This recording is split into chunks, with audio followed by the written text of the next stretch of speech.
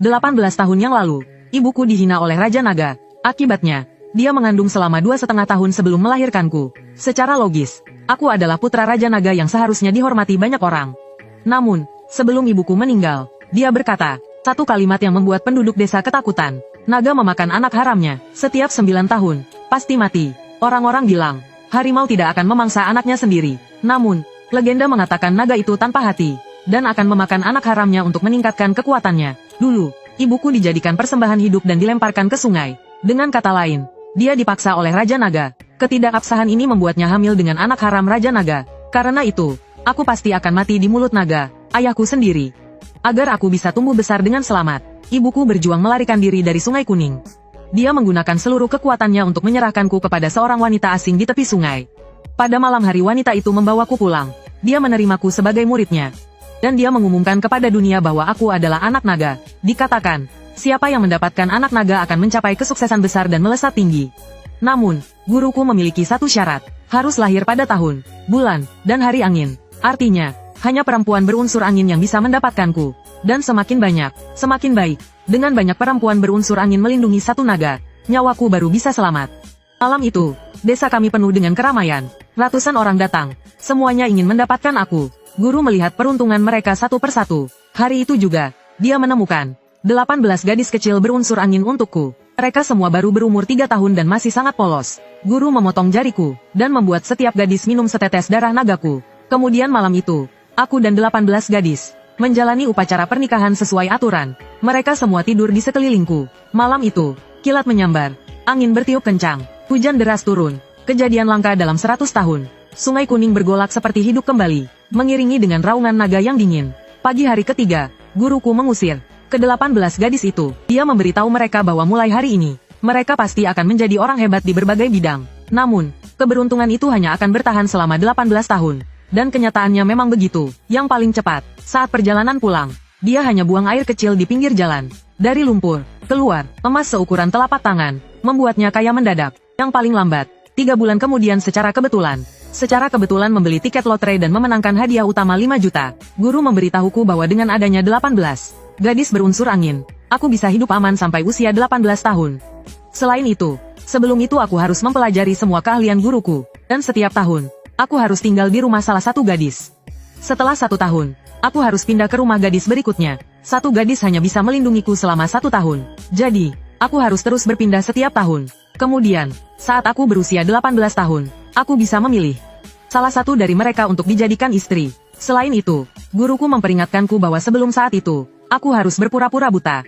Karena aku sama sekali tidak boleh melihat naga. Bahkan jika bertemu Raja Naga, aku tidak boleh mengenalinya. Berpura-pura buta akan menyelamatkanku. Selama 18 tahun, setiap kali aku masuk ke rumah salah satu gadis, mereka hampir selalu menunjukkan sikap tidak suka. Karena ke-18 gadis ini semuanya menjadi kaya mendadak dan terjun ke masyarakat kelas atas. Jadi, dari lubuk hati mereka memandang rendah orang yang dianggap lebih rendah dari mereka. Meskipun sejak kecil aku sering menerima perlakuan dingin, tapi untungnya, aku tidak mengecewakan harapan guruku. Selama bertahun-tahun, aku telah mempelajari semua ilmu ramalan guruku. Namun, guruku melarangku meramal untuk orang lain, karena itu akan membongkar kenyataan bahwa aku bukan orang buta. Dan itu bisa menarik Raja Naga yang ingin memakanku.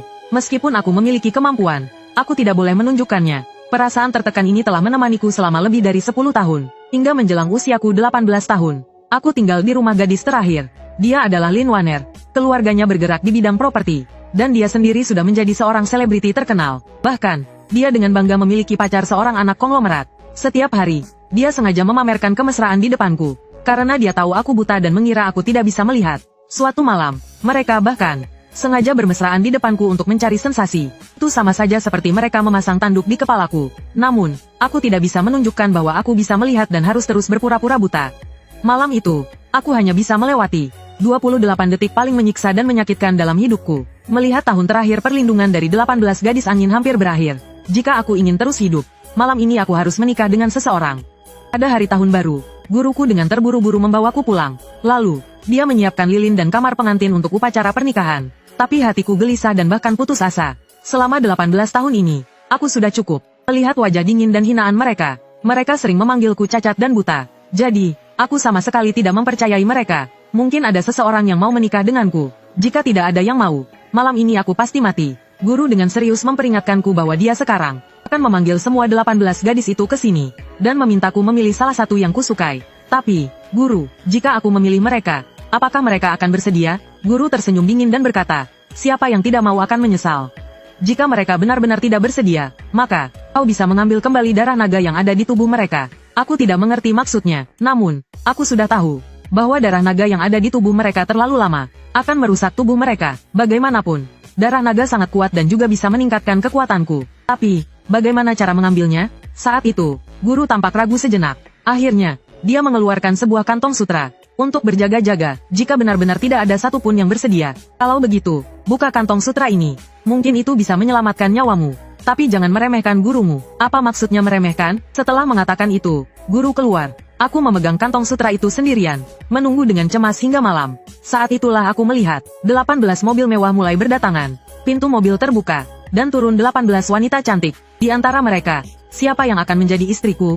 Setelah memilih dengan saksama, akhirnya, aku memusatkan perhatian pada dua gadis. Yang pertama bernama Wang Chengcheng, terlihat agak canggung. Aku ingat saat kecil, dia pernah sengaja membawaku, yang berpura-pura buta, ke tengah jalan, berharap aku akan tertabrak mobil yang lewat. Mungkin karena sekarang dia sudah dewasa, sifatnya banyak berubah dari masa kecilnya. Yang penting, dia memiliki aura yang kuat, mungkin sudah belajar sedikit ilmu Tao. Yang satunya lagi bernama Zong Ting, meskipun dulu dia juga membenciku, dia tidak pernah bertindak terlalu jauh.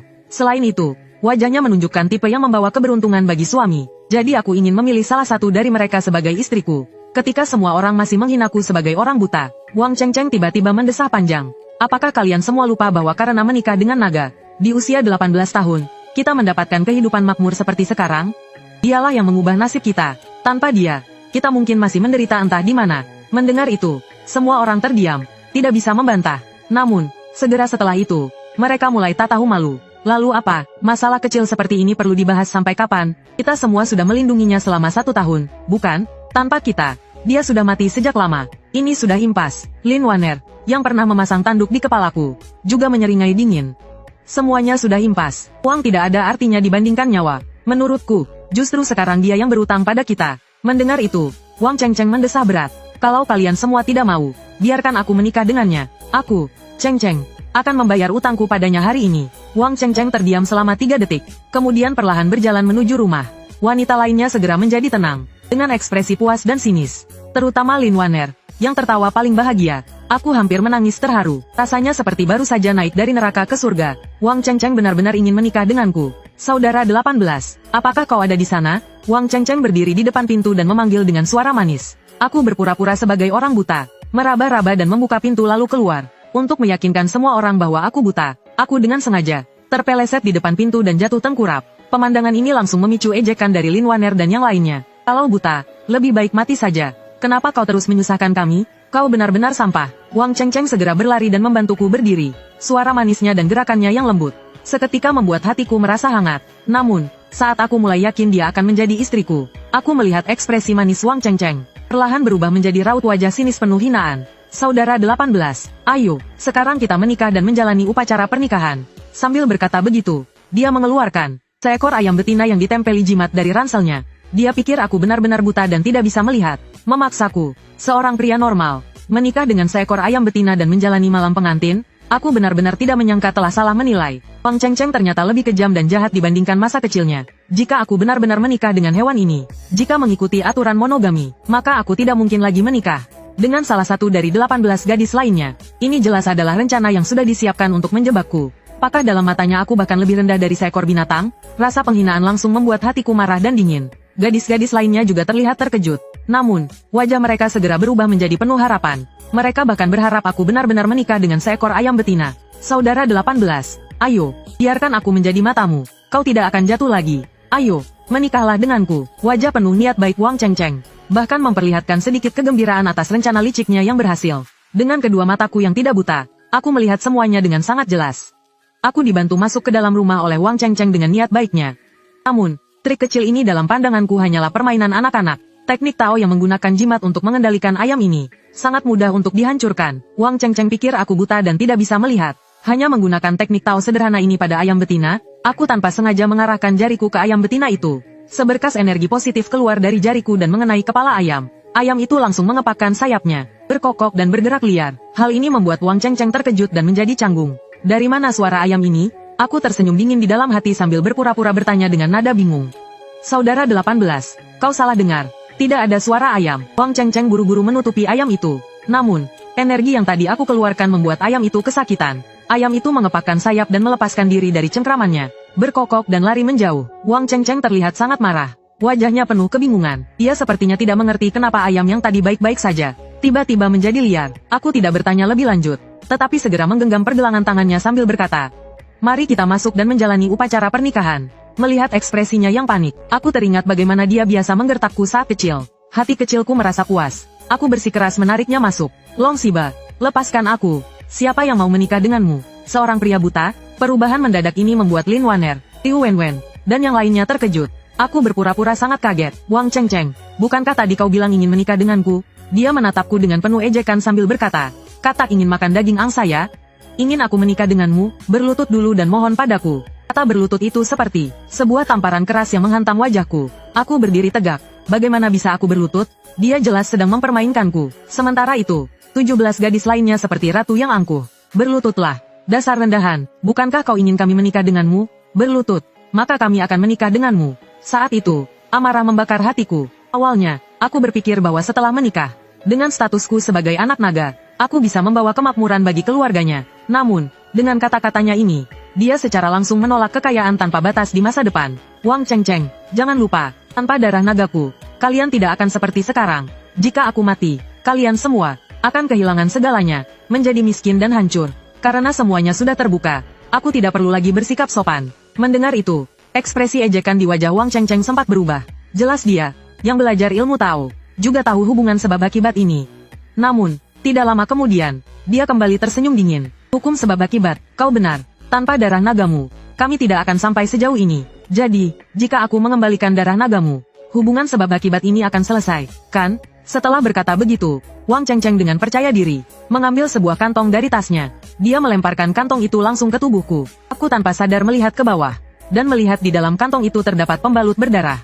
Aku seperti disambar petir, hampir tidak percaya dengan mataku sendiri. Dulu, aku memberikan mereka darah naga yang berharga untuk keberuntungan, bukan darah menstruasi mereka. Rasa penghinaan yang tak terhingga membuatku hampir meledak.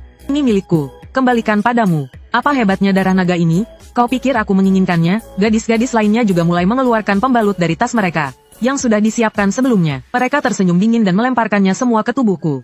Tubuhku gemetar. Rasa penghinaan membuatku mengepalkan tinju. Air mataku tak terbendung. Keluar penuh rasa rendah diri. Aku hanya bisa menahan diri, memaksakan diri melihat wajah jijik mereka.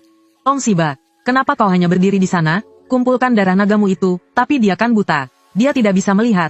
Menghadapi penghinaan ini, aku akhirnya tidak tahan lagi, dan meneteskan air mata untuk ke-12 kalinya dalam hidupku. Namun, segera aku mulai tersenyum dingin, karena aku sudah melihat bahwa bagian tengah dahi mereka mulai menggelap. Ini adalah tanda awal datangnya kesialan. Tampaknya malam ini bukan hanya aku yang tidak akan selamat. Mereka juga akan menghadapi akhir hidup mereka. Aku menunduk, melihat kantong sutra yang diberikan guruku. Guruku berkata mungkin itu bisa menyelamatkan nyawaku. Apa sebenarnya yang ada di dalamnya? Saat aku masih ragu, guruku kembali. Dia menatapku dan berkata, "Buka kantong sutra itu." Aku tanpa sadar mengangguk dan membukanya. Di satu sisi terdapat informasi 8 karakter kelahiranku, dan di sisi lain, terdapat 8 karakter kelahiran seorang wanita berunsur angin. Aku sedikit terkejut, karena jika aku tidak salah lihat dan ingat, 8 karakter kelahiran ini sepertinya milik guruku. Saat itu aku menyadari, tidak heran guruku tadi berkata, "Jangan meremehkanku." Wang Chengcheng adalah seorang praktisi Tao. Sekilas aku langsung menyadari bahwa yang kupegang adalah surat pernikahan, karena Master Jiang sudah memberikan Long Siba seorang gadis angin ke-19. Tentu saja itu bukan urusan kami lagi. Itu juga bukan masalah kami.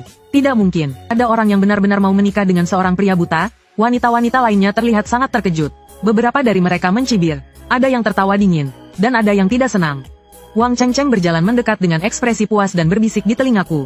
"Aku sudah melihat surat pernikahanmu. Itu dengan gurumu, kan? Aku akan memberitahumu satu rahasia yang kupelajari dari Tao. Gurumu itu bukan manusia. Lo, selamat menikmati pernikahan hantu." Setelah melemparkan kalimat kutukan itu, Wang Chengcheng tidak ingin tinggal lebih lama lagi dan langsung pergi. Dia yakin aku tidak akan bertahan hidup malam ini. Namun, sebelum pergi, dia sengaja melirik ke arah guruku. Aku tanpa sadar melihat ke arah guruku, dan kata-kata bukan manusia terus terngiang di telingaku. Namun, aku tidak merasa takut atau terkejut sedikitpun, karena aku sudah tahu sejak kecil Wanita-wanita lainnya mulai mengutuk dan menyatakan keinginan untuk pergi. Ku tidak menghentikan mereka, hanya menatap mereka dengan dingin. Karena masing-masing dari mereka sudah menunjukkan tanda besar malapetaka di wajah mereka. Saat itu, guruku mendekat. Aku tersadar dan berkata, "Guru, aku ingin menanyakan sesuatu tentang surat pernikahan ini. Apa yang kau pikirkan? Ku ini gurumu. Ini hanya langkah sementara untuk menyiasati situasi." Sebelum guruku selesai bicara, tiba-tiba kilat besar menyambar langit, diikuti oleh angin kencang yang menggila. Hujan deras tiba-tiba menghantam dari langit. Hatiku langsung berdebar. Apakah ini tanda Raja Naga datang? Mata guruku menyipit dengan ekspresi serius. Tampaknya aku sudah menebak dengan benar. Dia langsung menarikku dan berlari masuk ke dalam rumah. Ku tanpa sadar bertanya, apa yang harus kita lakukan? Setelah masuk, guruku menutup pintu dengan rapat. Dia kemudian dengan serius berkata, jangan panik. Kita harus segera melakukan upacara pernikahan sekarang juga. Mendengar itu, aku langsung tertegun. Aku harus menikah dengan guruku? Namun, guruku tetap serius. Apa yang kau pikirkan, jika kau ingin aku, seorang wanita berunsur angin, melindungimu selama 1 tahun? Kita harus menjalani upacara pernikahan. Aku hanya menjawab, oh.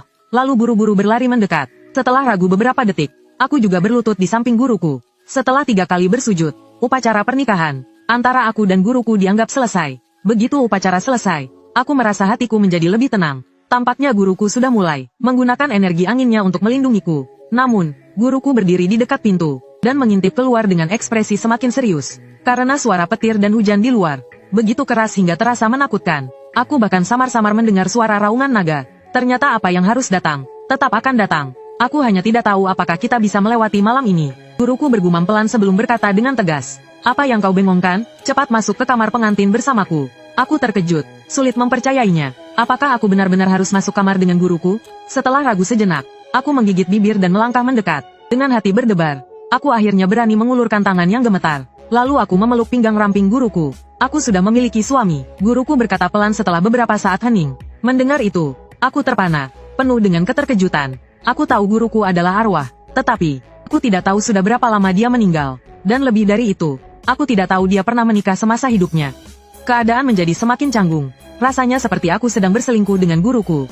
Guru, aku tidak keberatan, melihat suasana semakin canggung. Tanpa sadar aku berkata, sesuatu untuk meredakan ketegangan. Hari ini, menikah denganmu sudah melanggar banyak aturan moral. Aku sudah membuat suamiku malu. Aku tidak bisa melakukan hal lain yang akan mengkhianatinya. Tatapan guruku semakin tegas, bahkan dia mundur beberapa langkah, untuk menjaga jarak yang pantas dariku. Namun, di luar sana petir terus menyambar, dan suara raungan naga semakin keras dan menakutkan. Itu membuat hatiku berdebar kencang. Syukurlah hari ini aku sudah bisa melindungimu dengan energi angin.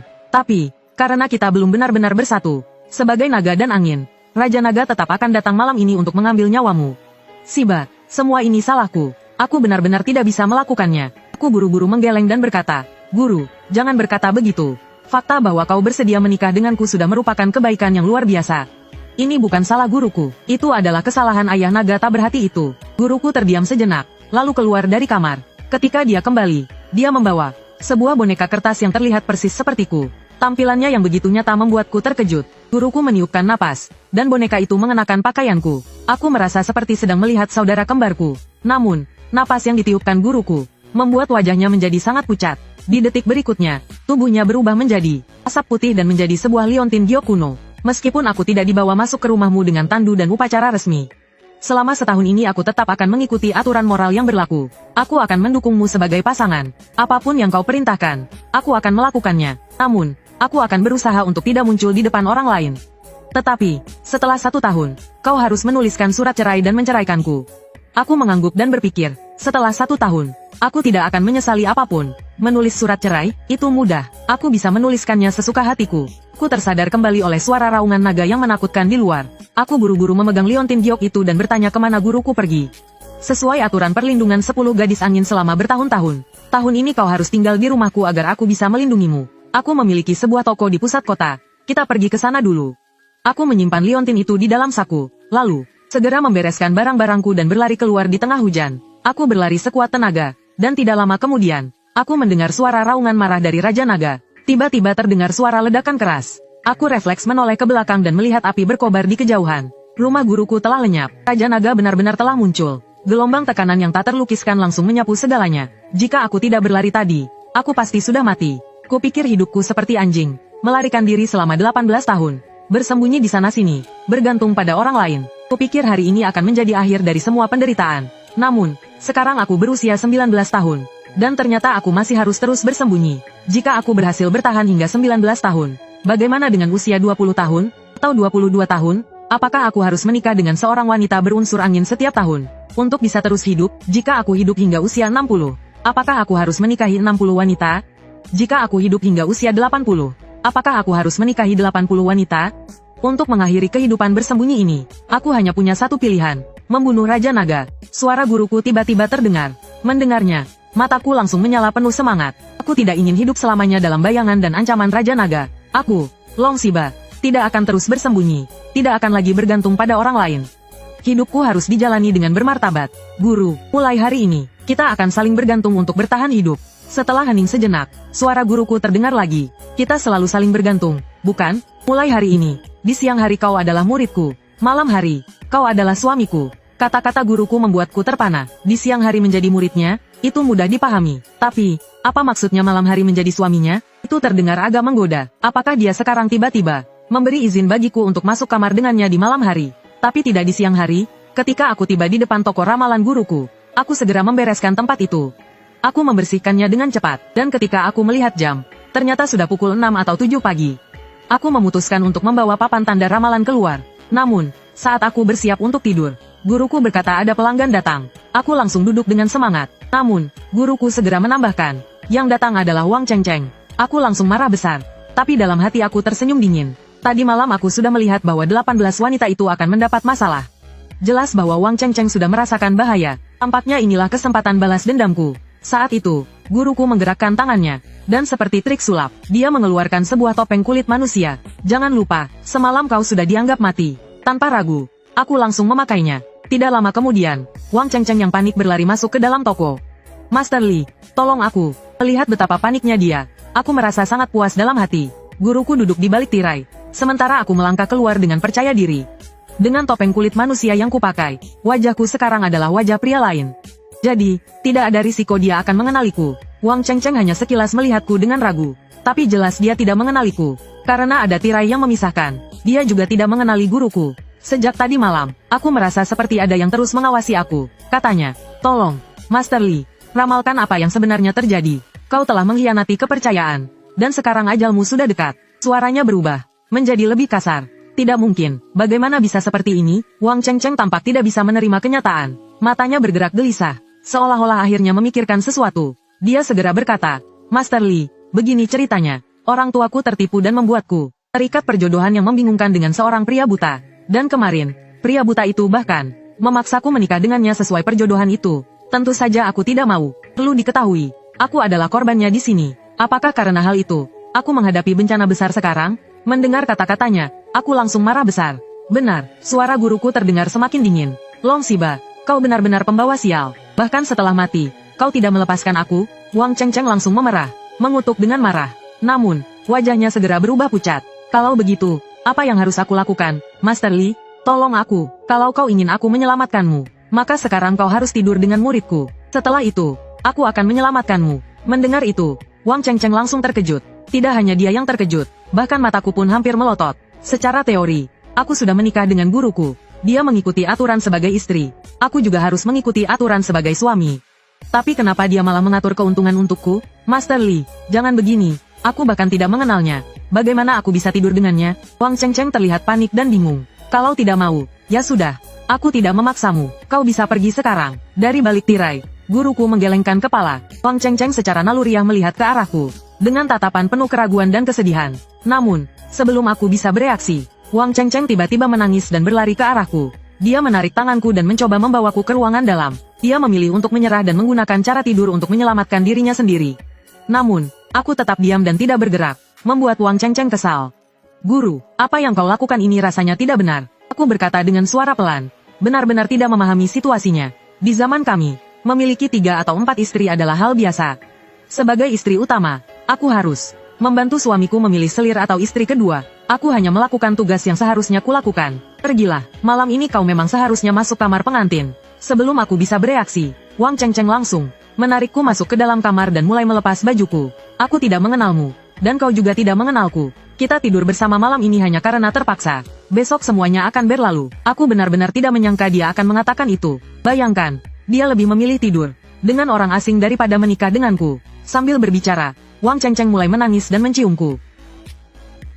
Aku mendorongnya dengan keras. Wang Chengcheng tampak panik. Air matanya terus mengalir. Dia langsung mendekat lagi dengan penuh inisiatif. Di dalam hati, aku hanya tertawa dingin. Jika dia tahu bahwa pria yang dia cium adalah Long Xiba yang sangat dia benci, bagaimana ekspresinya nanti? Dengan pikiran itu, aku berkata dingin. Aku cacat. Cacat, tidak masalah. Aku tidak peduli. Wang Chengcheng langsung menjawab tanpa berpikir. Seorang pria asing yang cacat. Dia tidak peduli dan tetap mau tidur dengannya. Namun, terhadapku yang berpura-pura buta dan cacat, dia sangat peduli. Aku tertawa dingin. Kenapa hari ini kau begitu rendah?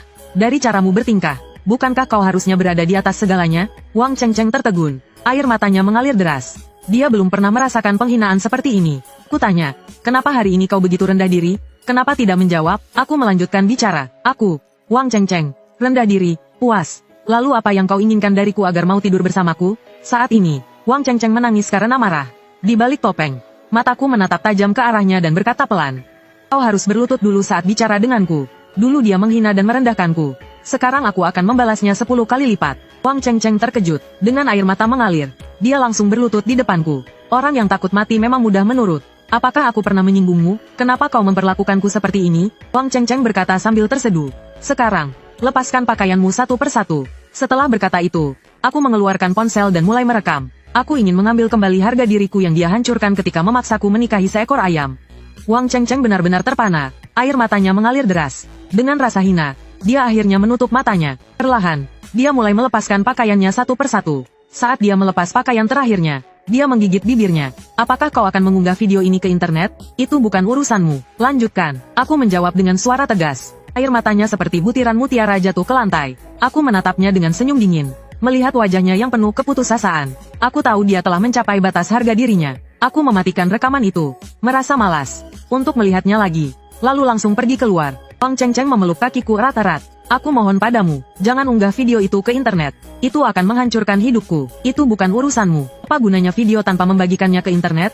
Apakah itu akan menjadi abu setelahnya? Aku akan langsung mempostingnya di kolom komentar sekarang. Wang Chengcheng terdiam tidak percaya di tempat. Air matanya mengalir seperti mutiara yang terlepas dari benangnya. Ketika guruku melihatku keluar, dia menatapku dengan sedikit terkejut. Apakah kau terlalu gugup? Seharusnya dari tampilan wajahmu, hidungmu yang tinggi, tidak akan secepat itu, bukan? Apakah kau ingin guru mengajarkanmu terlebih dahulu?